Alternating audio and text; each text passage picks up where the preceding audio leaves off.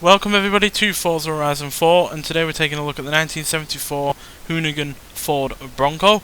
Now, Hoonigan cars are not something I'd normally review, but as we'll get into later, this is a little bit different and a little bit more catered towards my kind of tastes. But yeah, this is based on a first generation Bronco, which were originally sold between 1966 and 1977. It's had new suspension, 3.5 inch lift, as well as a new interior, which includes a racing steering wheel, more modern Recaro seats.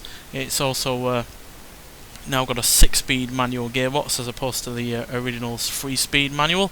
It's got wider arches, it's got bull bars on the front and rear, it's got more lights, it's got a winch, it's got bigger, chunkier off-road tyres, and yeah, it's just generally got more in the way of off-road capability than a standard car, while also being a little bit safer. So yeah, it's got that roll cage there to help if it rolls over. I imagine it's also got the ability to have a roof put on it, and yeah, but the big change to this is the engine. Whereas the original came with a 4.9 litre V8 engine, this now has a 5 litre Coyote V8 producing 435 horsepower and 400 pounds-feet of torque. So that's 230 horsepower more than you got in the standard Bronco from the same generation, as well as 100 pounds-feet of torque more as well.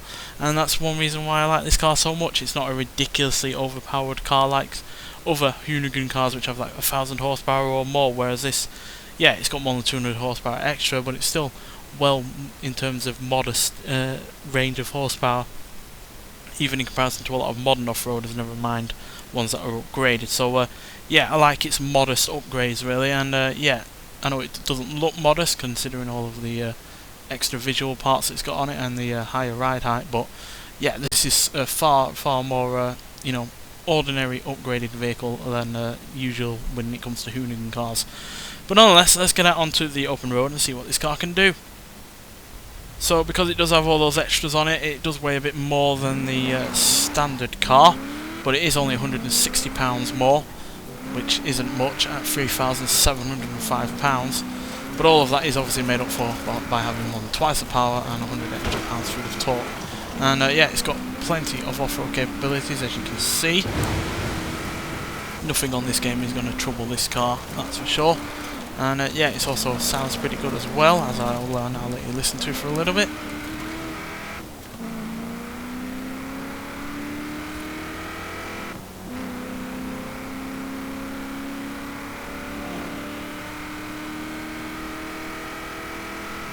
So yeah, not only does it sound better than the original car, but it's also higher revving, and because it's got all that extra power and torque, it's also quicker as well. 0 to 60 in 7.028 seconds, 0 to 114.044 seconds, and it goes to a top speed of 137 miles an hour. So that's far faster than the original car in terms of acceleration, as well as top speed, as the original could only get up to about 119 because of that rather awful 3-speed gearbox. And yeah, it's not just quicker, it's also got more off-road capabilities, it's got a bit more presence in terms of the way it looks, and yeah, it just is more fun to drive in general. So yeah, really happy with the way that they've done this car, because yeah, like I said, a lot of Hoonigan cars are ridiculously overpowered and over you know, tuned and the like. They are have very little to do with the original car upon which they are based, whereas this, yeah, has the same, you know, kind of you know, thought process to it in terms of the way that it's approaching what to do as the original car did. Because that also, you know, had power, had off-road capability, had a yeah, high ride height and the like. Just gone a little bit extra on that front to just make it a bit more competitive in a modern world, while still being really rather fun to drive on and off-road, which is yeah, really nice to see. As yeah, they could have easily gone crazy with this, but I think the reason that it's not quite as mad as some other cars is because this was actually built for Ken Block's wife, Lucy, who wanted a daily driver.